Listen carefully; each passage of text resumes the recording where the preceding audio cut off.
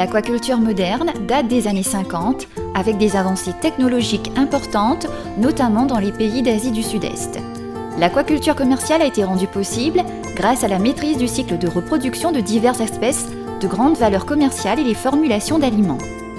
À l'île Maurice, pour aider à réduire la pression sur les pêches dans ces lagons, le Fishermen Investment Trust a travaillé en étroite collaboration avec le programme de la FAO Smartfish financé par l'Union européenne pour mettre en place des unités de production de poissons à petite échelle pour les pêcheurs licenciés, les coopératives de pêche et autres associations des pêcheurs. Cette approche a été considérée comme une solution possible pour répondre aux situations de surexploitation dans les lagons tout en augmentant le revenu de la communauté des pêcheurs. Construction d'une cage. Dans le cadre de renforcement des capacités des pêcheurs, le Fishermen Investment Trust a fait construire 2 types de cages, notamment une cage en bois hexagonal et une cage de polypipe. Quelques 59 personnes ont été formées sur la construction des cages pour l'aquaculture. Une cage typique se compose d'un châssis flottant qui pourrait être réalisé à partir de poutres en bois, de tuyaux en polyéthylène ou de tuyaux métalliques. Des fûts en plastique sont utilisés comme flotteurs et des blocs de ciment sont utilisés comme point d'ancrage. Des cordes en polyamide et polypropylène sont utilisées pour attacher le filet, les flotteurs et le système d'ancrage. Pour les cages en bois, les poutres sont fixées dans un espace ouvert et l'espacement requis entre les poutres est soigneusement mesuré. Des trous sont percés à l'aide d'un fourré à bois de 16 mm et les boulons et l'écrou sont utilisés pour fixer les poutres ensemble. Des plaques de fer galvanisées peuvent également être utilisées en tant que sécurité supplémentaire pour la consolidation de la cage. Les fûts en plastique utilisés comme flotteurs sont soigneusement attachés et sécurisés. Le type de nœud utilisé est très important et les participants ont appris le bon type de nœud à utiliser. Enfin, les bouchons sont soigneusement scellés avec du silicone pour éviter que les flotteurs soient remplis d'eau de mer. La cage assemblée est ensuite mise à la mer. Des blocs de ciment pesant environ 70 kg chacun sont utilisés comme point d'ancrage. 8 blocs de ciment ont été utilisés pour ancrer une cage à un emplacement déjà identifié dans la mer à 4 sœurs. Enfin, la cage est solidement attachée et est maintenant prête à l'emploi. Les cages d'aquaculture circulaire fabriquées à partir de polypipes ont également été construites et ancrées à 4 sœurs. Celles-ci exigent une main-d'œuvre qualifiée et d'équipement spécial pour souder les tuyaux. Une fois la cage assemblée sur le terrain, elle est remorquée vers le site d'exploitation en mer et fixée à l'aide des cordes et des poids de ciment. Chaque cage est stockée avec quelques 4500 juvéniles de poissons, le cordonnier, et un rendement de quelques 1500 kg de poissons est prévu au moment de la récolte après un cycle de culture réussi. La pratique de la bonne gestion. Une bonne gestion et un bon entretien sont les conditions préalables à une bonne récolte et à la réussite du projet.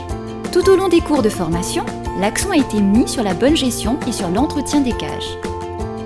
Lors du stockage des cages, les brusques changements de température de l'eau doivent être évités aux poissons juvéniles déjà affaiblis par le transport.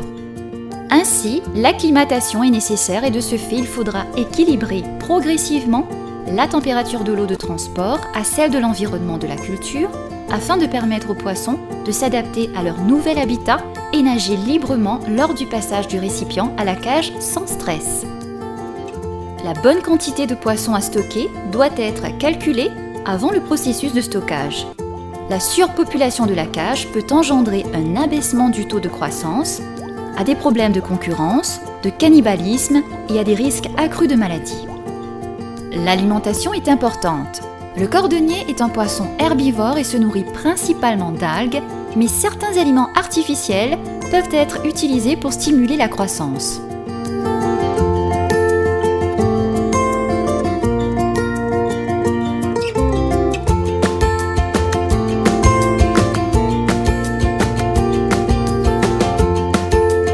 La quantité d'aliments à utiliser doit être calculée sur une base hebdomadaire puisque les poissons consomment proportionnellement à leur croissance. À cet égard, il est important de noter le taux de conversion des aliments. La quantité de nourriture à utiliser doit dépendre aussi bien de la température de l'eau que des espèces cultivées ainsi que de leur stade de développement.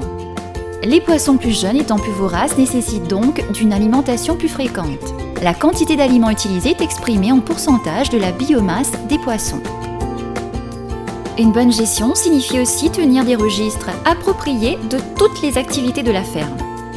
Enregistrement quotidien des aliments livrés, de la mortalité des poissons, de l'entretien effectué, de la santé du poisson, tout doit être enregistré de manière précise. Des prélèvements réguliers doivent être effectués pour déterminer le taux de croissance et l'augmentation de la biomasse des poissons, c'est-à-dire le poids total du poisson dans la cage et par conséquent ajuster la ration alimentaire selon la performance des poissons, en particulier lors de la distribution des aliments.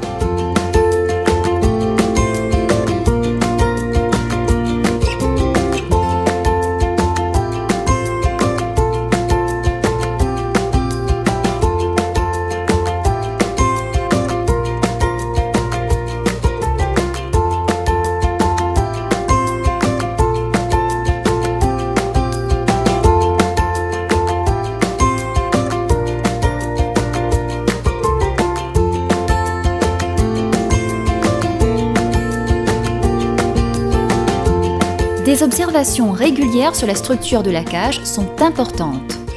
Le mouvement régulier de la mer pourrait en fait desserrer les cordes retenant les flotteurs à la cage. En outre, l'usure, le pâturage des poissons sur le filet et les éventuels trous provoqués par les attaques des prédateurs, d'où les poissons pourraient s'échapper, nécessitent une vérification quotidienne et des actions immédiates afin de réparer la partie endommagée. En outre, les filets doivent être nettoyés régulièrement pour garder un flux constant et suffisant en eau dans la cage.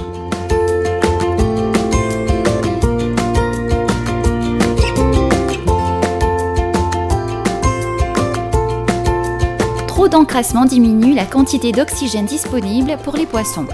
Il est recommandé de changer le filet, d'utiliser un filet de plus grande taille de maille au fur et à mesure du grossissement du cheptel pour faciliter l'échange d'eau et d'oxygène. En outre, les cordes d'ancrage doivent être contrôlées et nettoyées régulièrement pour enlever les organismes d'encrassement.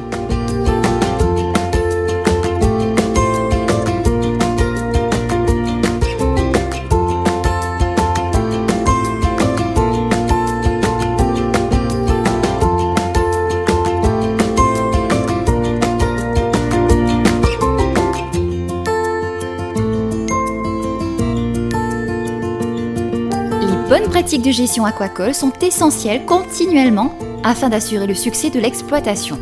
Un environnement sain de culture va sûrement traduire un meilleur apport de revenus pour le pisciculteur.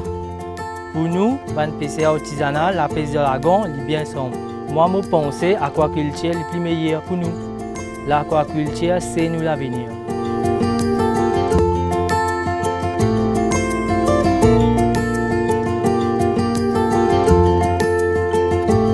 Traitement et valeur ajoutée.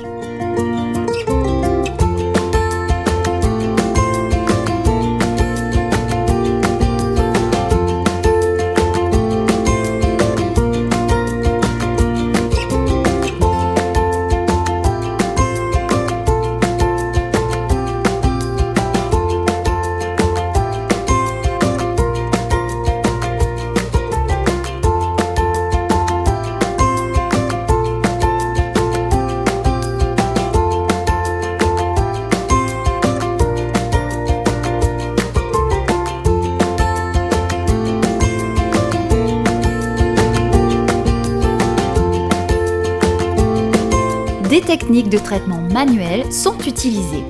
D'abord, les poissons sont pesés et le poids enregistré.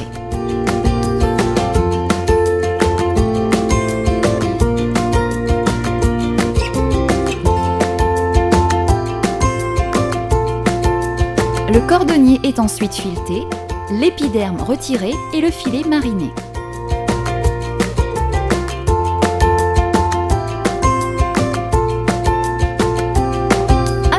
Que la propreté est essentielle pour toutes les étapes de la transformation. La glace est utilisée pour garder les filets frais.